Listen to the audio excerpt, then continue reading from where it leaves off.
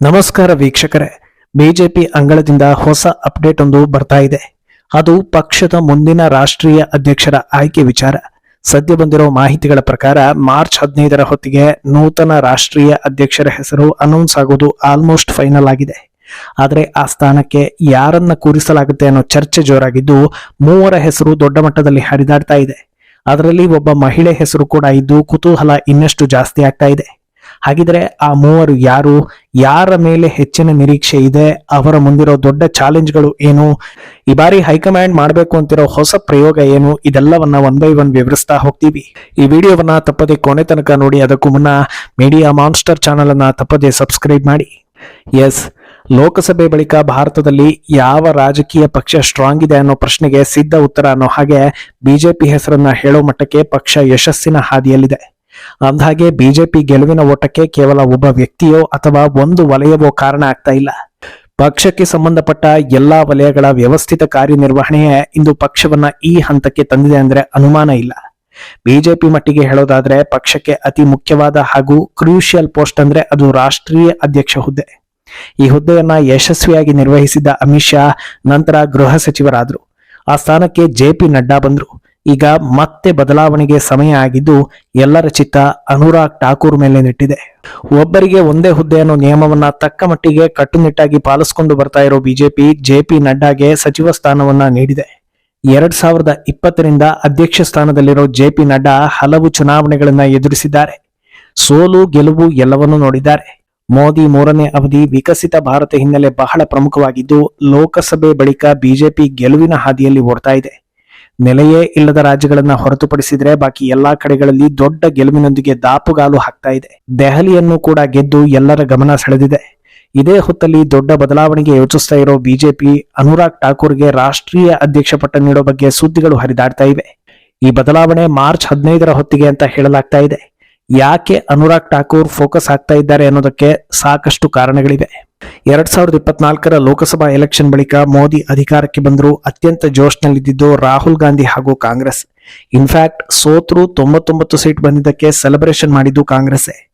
ಯಾವ ಕಾರಣಕ್ಕೆ ಬಿಜೆಪಿ ಸಂಖ್ಯೆ ಕುಸಿಯಿತು, ಯಾವ ಕಾರಣಕ್ಕೆ ಕಾಂಗ್ರೆಸ್ ಸಂಖ್ಯೆ ಜಾಸ್ತಿ ಆಯಿತು ಅನ್ನೋದಕ್ಕೆ ಸರಿಯಾದ ಕನ್ಕ್ಲೂಷನ್ ಸಿಗೋ ಮುನ್ನವೇ ರಾಹುಲ್ ಮೋದಿ ಪವರ್ ಕಮ್ಮಿಯಾಗಿದೆ ಅನ್ನೋದನ್ನ ಹರಡಿಸೋದಕ್ಕೆ ಶುರು ಮಾಡಿದ್ರು. ಸಂಸತ್ನಲ್ಲಿ ಹಿಂದೂ ದೇವರಿಗೆ ಅಪಮಾನ ಮಾಡಿ ಎಗ್ಗಿಲ್ಲದೆ ಎಗರಾಡ್ತಾ ಇದ್ರು. ಈ ಹೊತ್ತಲ್ಲಿ ಮುಟ್ಟಿ ನೋಡಿಕೊಳ್ಳೋ ಹಾಗೆ ಹೊಡೆತ ಕೊಟ್ಟಿದ್ದೆ ಅನುರಾಗ್ ಠಾಕೂರ್. ಮೊದಲ ಸೆಷನ್ ನಿಂದ ಶುರುವಾದ ಅನುರಾಗ್ ಠಾಕೂರ್ ಆರ್ಭಟ ಇನ್ನೂ ನಿಂತಿಲ್ಲ. ಪ್ರತಿ ಸೆಷನ್ನಲ್ಲೂ ವಿಪಕ್ಷಗಳ ಹಾಗೂ ರಾಹುಲ್ ಹೇಳಿಕೆಯನ್ನ ಕೇಳಿಸ್ಕೊಳ್ಳೋದು, ಕೊನೆಗೆ ದಾಖಲೆ ಸಮೇತ ಎಲ್ಲದಕ್ಕೂ ಉತ್ತರ ಕೊಡೋದು. ಅನುರಾಗ್ ಠಾಕೂರ್ ನೀಡೋ ಉತ್ತರ, ಕೇಳೋ ಪ್ರಶ್ನೆಗಳಿಗೆ ಪ್ರತಿಕ್ರಿಯೆ ನೀಡೋದಕ್ಕೆ ಸಾಧ್ಯವಾಗದೆ ರಾಹುಲ್ ಪತರಗುಟ್ಟಿ ಹೋಗ್ತಾ ಇದ್ದಾರೆ. ಇನ್ನು ಅನುರಾಗ್ ಠಾಕೂರ್ ಈ ಪಟ್ಟವನ್ನ ಅಲಂಕರಿಸ್ತಾರೆ ಅನ್ನೋ ಊಹೆಗಳಿಗೆ ಪುಷ್ಟಿ ನೀಡೋ ಸಾಕಷ್ಟು ಅಂಶಗಳಿವೆ. ಕಳೆದ ಬಾರಿ ತಮಗೆ ನೀಡಿದ ಸಚಿವ ಸ್ಥಾನವನ್ನ ಅನುರಾಗ್ ಠಾಕೂರ್ ಯಶಸ್ವಿಯಾಗಿ ನಿರ್ವಹಿಸಿದ್ರು. ಆದರೂ ಕೂಡ ಈ ಬಾರಿ ಯಾವ ಹುದ್ದೆಯನ್ನು ನೀಡಿಲ್ಲ. ಬದಲಾಗಿ ಸಂಸತ್ನಲ್ಲಿ ಕಾಂಗ್ರೆಸ್ ಹಾಗೂ ರಾಹುಲ್ ವಿರುದ್ಧ ಅನುರಾಗ್ರನ್ನ ಪ್ರಮುಖ ಅಸ್ತ್ರ ಎನ್ನುವಂತೆ ಬಿಂಬಿಸಲಾಗ್ತಾ ಇದೆ. ಅದಕ್ಕೆ ಸರಿಯಾಗಿ ಅನುರಾಗ್ ಠಾಕೂರ್ ಮಾತು, ಹೊಡೆತಗಳು ಕೂಡ ಹಾಗೇ ಇವೆ. ಮೊದಲ ಸಂಸತ್ನಲ್ಲಿ ಪ್ರಧಾನಿ ಮೋದಿ ಹಾಗೂ ಬಿಜೆಪಿ ಹೈಕಮಾಂಡ್ಗೆ ಠಾಕೂರ್ ಮೇಲೆ ಭರವಸೆ ಬಂದಿದೆ. ಆ ನಂಬಿಕೆಯನ್ನ ಉಳಿಸಿಕೊಂಡು ಹೋಗುವಲ್ಲಿ ಠಾಕೂರ್ ಯಶಸ್ವಿಯಾಗುವ ಸಾಧ್ಯತೆ ಇದೆ. ಈ ಅವಧಿಯಲ್ಲಿ ಬಿಜೆಪಿಗೆ ಪ್ರಮುಖವಾಗಿ ಬೇಕಾಗಿರೋದೇ ಕಾಂಗ್ರೆಸ್ ಹಾಗೂ ರಾಹುಲ್ರ ಸುಳ್ಳುಗಳನ್ನ ದಾಖಲೆ ಸಮೇತ ಎಕ್ಸ್ಪೋಸ್ ಮಾಡೋದು. ಠಾಕೂರ್ ಯಾವ ವಿಚಾರದ ಬಗ್ಗೆ ಮಾತನಾಡಿದ್ರು ನೀಟಾಗಿ ದಾಖಲೆ ಸಮೇತ ಬಂದು ಒಂದೇ ಏಟಿಗೆ ರಾಹುಲ್ ಬಣ್ಣವನ್ನ ಬಯಲು ಮಾಡ್ತಾ ಇದ್ದಾರೆ. ಆದ್ರಿಂದ ವಿಪಕ್ಷಗಳಿಗೆ ಸರಿಯಾದ ಅಸ್ತ್ರ ಅನುರಾಗ್ ಠಾಕೂರ್ ಅನ್ನೋ ಕನ್ಕ್ಲೂಷನ್ಗೆ ಬರಲಾಗಿದೆ ಅಂತಲೂ ಹೇಳಲಾಗ್ತಾ ಇದೆ. ಬಿಜೆಪಿ ರಾಷ್ಟ್ರೀಯ ಅಧ್ಯಕ್ಷರ ಸ್ಥಾನದಲ್ಲಿ ಕುಳಿತವರ ಅಸಲಿ ತಾಕತ್ತು ಗೊತ್ತಾಗೋದೇ ಎಲೆಕ್ಷನ್ ಹೊತ್ತಲ್ಲಿ. ದೇಶಾದ್ಯಂತ ಎಲ್ಲೇ ಎಲೆಕ್ಷನ್ ನಡೆದ್ರೂ ಬಿಜೆಪಿ ರಾಷ್ಟ್ರೀಯ ಅಧ್ಯಕ್ಷರು ಅಲ್ಲಿ ತಪ್ಪದೆ ವಿಸಿಟ್ ಮಾಡಿ ಗೆಲ್ಲಿಸ್ಕೊಂಡು ಬರಬೇಕು. ಗೆಲುವಿಗಾಗಿ ಸ್ಟ್ರಾಟಜಿಗಳನ್ನ ಮಾಡಬೇಕು. ಪಕ್ಷ ಎಲ್ಲೆಲ್ಲಿ ವೀಕ್ ಇದೆ, ಯಾವ ಕ್ಷೇತ್ರದಲ್ಲಿ ಯಾರನ್ನ ಮುಂದೆ ಬಿಟ್ಟರೆ ಗೆಲ್ಲಬಹುದು, ಪಕ್ಷವನ್ನ ಬೇರಿನಿಂದ ಗಟ್ಟಿಗೊಳಿಸೋದು ಹೇಗೆ, ಇದೆಲ್ಲದರ ಕಡೆಗೆ ಫೋಕಸ್ ಮಾಡಬೇಕಾಗತ್ತೆ. ಇನ್ನು ಇದೆಲ್ಲದಕ್ಕಿಂತ ಪ್ರಮುಖವಾಗಿ ಪರಿಣಾಮಕಾರಿ ಭಾಷಣವನ್ನ ಮಾಡಬೇಕು. ಉದಾಹರಣೆಗೆ ಹರಿಯಾಣ ಎಲೆಕ್ಷನ್. ಗೆಲುವಿನ ನಿರೀಕ್ಷೆ ಇಲ್ಲದ ರಾಜ್ಯದಲ್ಲಿ ಯೋಗಿ ಆದಿತ್ಯನಾಥ್ ಬಟೇಂಗೆ ತೋ ಕಟೇಂಗೆ ಅಂದ್ರು. ಆ ಒಂದು ಮಾತು ಒಂದು ರಾಜ್ಯವನ್ನ ಗೆಲ್ಲಿಸ್ಕೊಡ್ತು. ಮಹಾರಾಷ್ಟ್ರದಲ್ಲಿ ಏಕ್ ಹೇ ತೋ ಸೇಫ್ ಹೇ ಅನ್ನೋ ಮಾತು ಎದುರಾಳಿಗಳನ್ನ ಮಕಾಡೆ ಮಲಗಿಸ್ತು. ಇಂಥ ಪರಿಣಾಮಕಾರಿ ಮಾತುಗಳನ್ನ ಅನುರಾಗ್ ಠಾಕೂರ್ ಇಂದ ನಿರೀಕ್ಷೆ ಮಾಡಬಹುದು ಅನ್ನೋ ಲೆಕ್ಕಾಚಾರಕ್ಕೆ ಪಕ್ಷ ಬಂದಿದೆ ಅಂತ ಹೇಳಲಾಗ್ತಾ ಇದೆ. ಅಂದಹಾಗೆ ಅನುರಾಗ್ ಠಾಕೂರ್ಗೆ ಅಧ್ಯಕ್ಷ ಪಟ್ಟ ಕಟ್ಟಿದ್ರೆ ಅದು ಹಲವು ಮೊದಲುಗಳಿಗೆ ನಾಂದಿ ಹಾಡುತ್ತೆ. ಇದುವರೆಗೂ ಬಿಜೆಪಿಯಲ್ಲಿ ಇಷ್ಟು ಚಿಕ್ಕ ವಯಸ್ಸಿಗೆ ಯಾರೂ ಪಕ್ಷದ ಜವಾಬ್ದಾರಿಯನ್ನ ಹೊತ್ತಿರಲಿಲ್ಲ. ಆದ್ರಿಂದ ಇದನ್ನ ಜನರೇಷನ್ ಶಿಫ್ಟ್ ಅಂತಲೂ ಪರಿಗಣಿಸಲಾಗುತ್ತೆ. ಇಷ್ಟು ವರ್ಷಗಳ ಕಾಲ ಮೋದಿಗೆ ಆಪೋಸಿಟ್ ರಾಹುಲ್ ಗಾಂಧಿ ಅನ್ನೋದನ್ನ ಬಿಂಬಿಸಿಕೊಂಡು ಬಂದಿದ್ದಾರೆ. ಮೋದಿಯ ರಾಜಕೀಯ ಅನುಭವ, ಆಡಳಿತ, ಯಶಸ್ಸು, ಜನಪ್ರಿಯತೆ ಇದ್ಯಾವುದಕ್ಕೂ ರಾಹುಲ್ ಸರಿಸಮ ಅಲ್ಲ ಅನ್ನೋದನ್ನ ಭಾರತೀಯರು ಹೇಳ್ತಾರೆ. ಆದ್ರೆ ಮೋದಿ ಜೊತೆಗೆ ರಾಹುಲ್ ಹೆಸರು ಕೇಳಿ ಬರೋದೇ ಹೆಮ್ಮೆ ಅಂತ ಕಾಂಗ್ರೆಸ್ ಪರಿಗಣಿಸ್ತಾ ಇದೆ. ಇನ್ನೊಂದು ದಿಕ್ಕಲ್ಲಿ ರಾಹುಲ್ ಯುವ ನಾಯಕ ಅನ್ನೋದನ್ನ ಪೋರ್ಟ್ರೇ ಮಾಡೋ ಕೆಲಸಗಳು ಆಗ್ತಾ ಇದೆ. ಈ ಹೊತ್ತಲ್ಲಿ ಬಿಜೆಪಿ ರಾಷ್ಟ್ರೀಯ ಅಧ್ಯಕ್ಷ ಸ್ಥಾನ ನಿಜವಾದ ಯುವ ನಾಯಕನಿಗೆ ಸಿಕ್ಕಿದ್ರೆ ರಾಹುಲ್ ಜೊತೆ ಕಂಪೇರ್ ಮಾಡೋದಕ್ಕೆ ಶುರು ಮಾಡ್ತಾರೆ. ರಾಹುಲ್ಗಿಂತ ವಯಸ್ಸಲ್ಲಿ ಚಿಕ್ಕವರಾಗಿರೋ ಅನುರಾಗ್ ರಾಹುಲ್ ಪಾಲಿಗೆ ಸಿಂಹ ಸ್ವಪ್ನ ಆಗಿದ್ದಾರೆ. ಮುಂದೆ ಯಾವ ಇಶ್ಯೂ ಆದ್ರೂ ರಾಹುಲ್ರನ್ನ ಕಟ್ಟಿ ಹಾಕ್ತಾರೆ ಅನ್ನೋ ಕಾರಣಕ್ಕೆ ಅವರ ಹೆಸರು ಕೇಳಿ ಬರ್ತಾ ಇರೋದು. ಇನ್ನು ಅನುರಾಗ್ ಸೂಕ್ತ ಆಯ್ಕೆ ಅನ್ನೋದಕ್ಕೆ ಮತ್ತೊಂದು ಕಾರಣವೂ ಇದೆ. ಸದ್ಯ ಸನಾತನ ಧರ್ಮದ ವಿಚಾರದಲ್ಲಿ ಮಿಂಚು ಹರಿಸ್ತಾ ಇರೋರೆಲ್ಲ ಯುವ ನಾಯಕರೇ. ಬಿಜೆಪಿ ನಾಯಕ ಅಣ್ಣಾಮಲೈ ತಮಿಳುನಾಡಿನಲ್ಲಿ ಸಂಚಲನವನ್ನ ಸೃಷ್ಟಿಸ್ತಾ ಇದ್ರೆ, ಮಿತ್ರ ನಾಯಕರಾದ ಪವನ್ ಕಲ್ಯಾಣ್, ಚಿರಾಗ್ ಪಾಸ್ವಾನ್ ಎಲ್ಲರೂ ಕೂಡ ಸನಾತನ ಧರ್ಮದ ಕಟ್ಟಾಳುಗಳಾಗಿದ್ದಾರೆ.